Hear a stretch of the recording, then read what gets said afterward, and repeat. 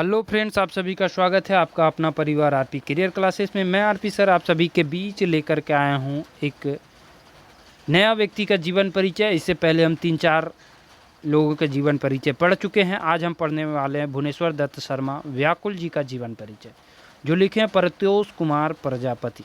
किसके द्वारा लिखा गया? परितोष कुमार प्रजापति के द्वारा लिखा गया है। पिछला सभी वीडियो नहीं देखे होंगे तो आप उस सभी वीडियो ज़रूर जाके देखें, हमारे वीडियो लिस्ट में आपका बना हुआ है, वहाँ से आप ज़रूर देखें। साथ ही साथ जो भी विद्यार्थी हमारे खोटा बैच नहीं ज्वाइन किए हैं तो खोटा बैच ज़रूर ज्वाइन कर लें। बहुत ही कम समय आपके लिए बचा हुआ है, तो खोटा बैच ज़रूर ज्वाइन करें। बहुत ही कम शुल्क में आपको सारे मटेरियल आपको वहाँ से मिल जाएंगे।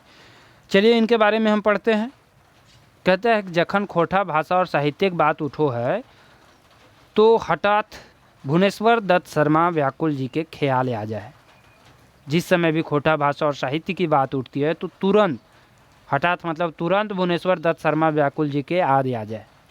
साहित्य जगते खोटा नाव संगाठे में वो पाछो न थी। साहित्य जगत में खोटा के नाम को ऊपर करने के लिए वो पीछे नहीं थे।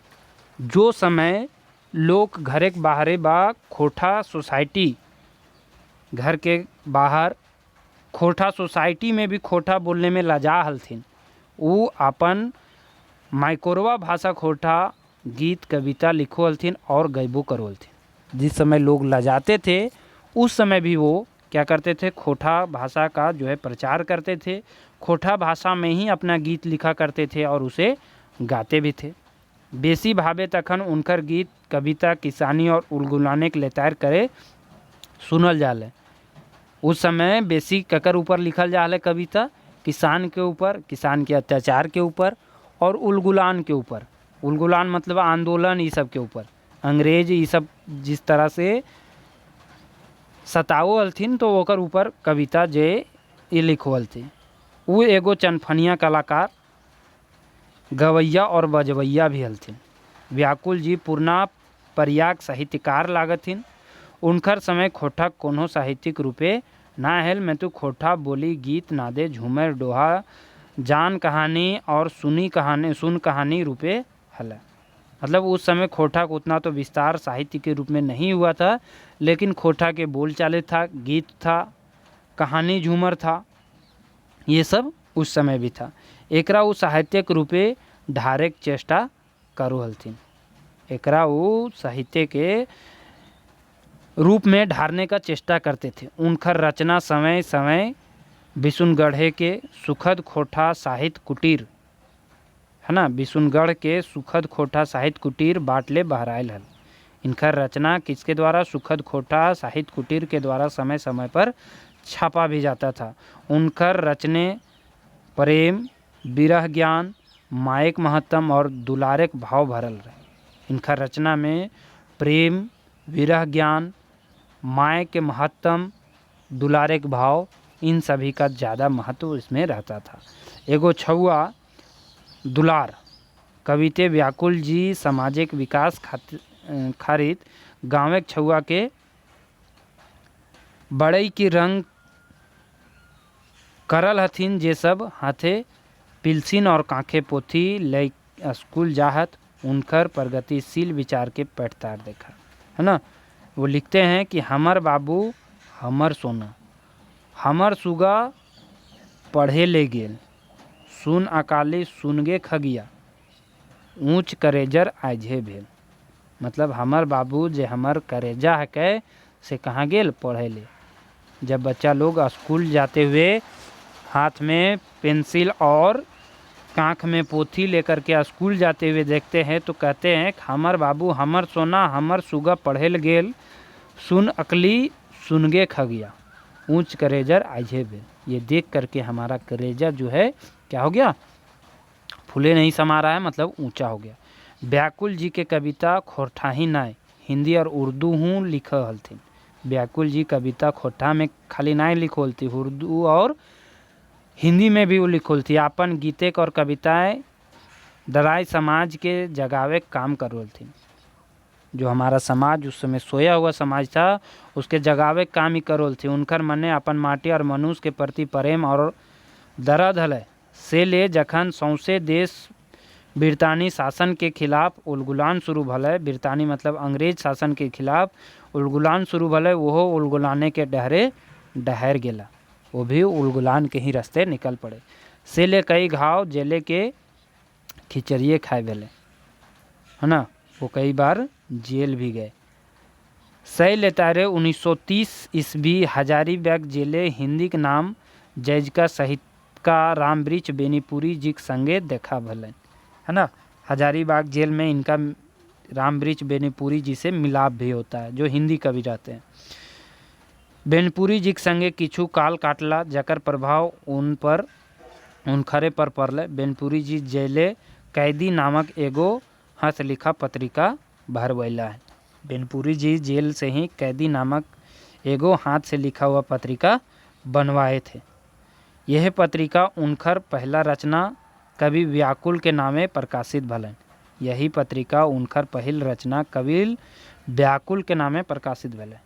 एकर बादे उनकर लिखल कविता लगातार प्रताप, वर्तमान, क्रमवीर, लोकमान्य, विश्वामित्र, हिंदू, पंच, हिंदुस्तान, बालक, जनता और जागृति जैसन दोसर तेसर हिंदू उर्दू पत्र पत्रिका प्रकाशित होते रहले। किनकर? बेनीपुरी जी के। एक ठिन माखनलाल चतुर्वेदी जी लिखले हथिन कि व्याकुल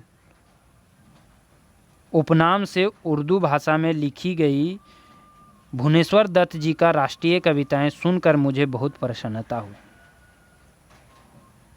है ना। एक ठिन माखनलाल चतुर्वेदी लिखे हैं कि व्याकुल उपनाम से उर्दू भाषा में लिखी गई भुवनेश्वर दत्त जी की राष्ट्रीय कविताएं, भुवनेश्वर दत्त शर्मा जी जो व्याकुल उपनाम से उर्दू भाषा में लिखे थे, वो कविताएं सुनकर मुझे बहुत प्रसन्नता हुई। ये कवि हैं और राष्ट्रीयता इनमें कूट कूट कर भरी है। देखिए ये क्वेश्चन आ सकता है, ये पॉइंट दे देगा, पूछेगा यह किसके द्वारा और किसके लिए बोला गया था। तो माखनलाल चतुर्वेदी द्वारा किसके लिए? भुवनेश्वर दत्त शर्मा जी के लिए बोला गया था। हजारीबाग के पहला सांसद और नाव करा स्वतंत्रता सेनानी बाबू राम नारायण सिंह इनका राष्ट्रीय कवि कह के डाकू हलथिन। हजारीबाग के पहला सांसद और स्वतंत्रता सेनानी थे बाबू राम नारायण सिंह, राष्ट्र कवि कह के बोलावल थिन ककरा? भुवनेश्वर दत्त जी के। व्याकुल जी के पहला किताब कलाम ये व्याकुल 1939 ईस्वी में विष्णुगढ़ हजारीबाग बाटले प्रकाशित भेल हले। कलाम ये व्याकुल, ये किताबे के कविता कुछ लाइन देखा, है ना। नौजवान या तो गुलामी को मिटाकर दम ले, वरना अच्छा है कि बस सर को कटाकर दम ले।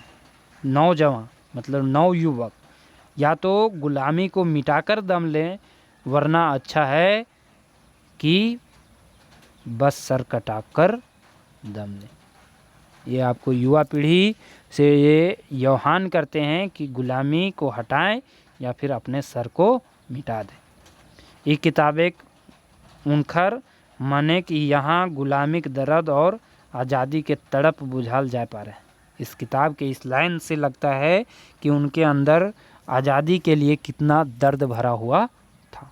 व्याकुल जी के कविता पाठ तो करा हलत, एगो बेस वक्ता हलथिन। व्याकुल जी कविता पाठ तो करबे करो हलथिन, एगो बेस वक्ता भी हलथिन, भाषण भी ये बढ़िया दवोलथिन। से ले राम नारायण बाबू उनका बड़ी सम्मान दे हलथिन। राम नारायण बाबू टान देख के ऊ उनकर संगे रह के कांग्रेस पार्टी के नाम देखो हलथिन। रामगढ़ कांग्रेस अधिवेशन के सफल बनावे में उनकर बड़ी योगदान है, राम नारायण बाबू के भी और व्याकुल दत्त शर्मा के भी, जो कि 53वां अधिवेशन हुआ था रामगढ़ में 1940 ईस्वी में। ठीक है।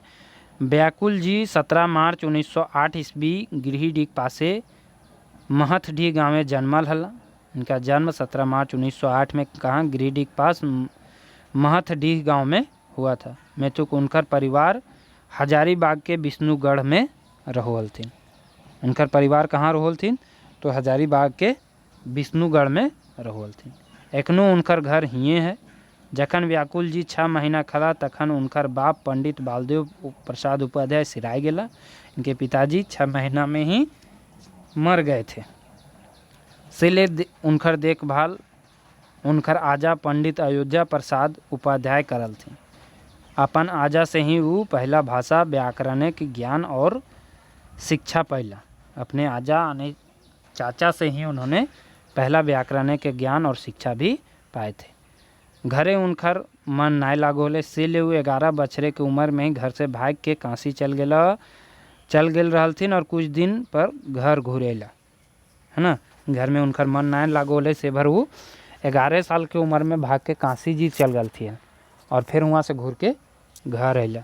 जखन वो घर से बाहर हला, देश दुनिया के बड़ी नज़दीक से देखे और बूझे पैला। जब वो घर से बाहर गए तो देश दुनिया को असलियत जो है वहाँ समझ पाए।